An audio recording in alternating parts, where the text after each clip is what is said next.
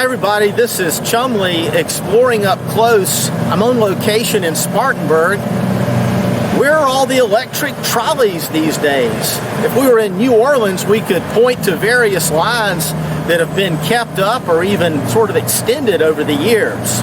In Spartanburg, there was quite a trolley system back in its day. In fact, around the year 1900, the first electric trolley system came to Spartanburg, came to a lot of mid-sized towns around the southeast and in other parts of the country. It lasted about 20 years, 20 good years, and then died a slow death for about 16 years. But what you see behind me is a vestige of the old streetcar line. In fact, the line that went to the mill villages outside of town of Clifton and Glendale. This line, believe it or not, stretched 12 miles.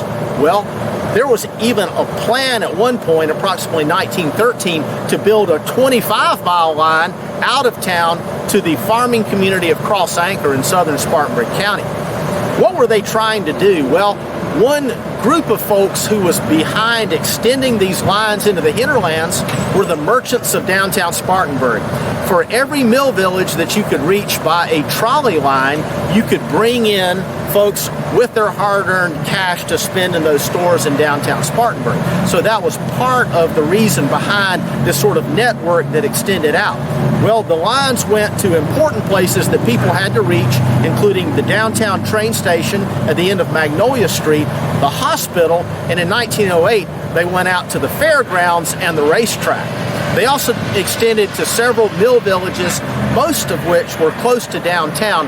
The Arkwright Mill Village on the south side of town, the Saxon Mill Village on the northwest side of town. They never made it to Whitney on the northeast side of town, though there was some pressure to do that. But it's fun to drive around and see what we can see today that are vestiges of this early urban transportation system in Spartanburg. Stay with me and I'll show you another vestige in an outlying residential community not far from here.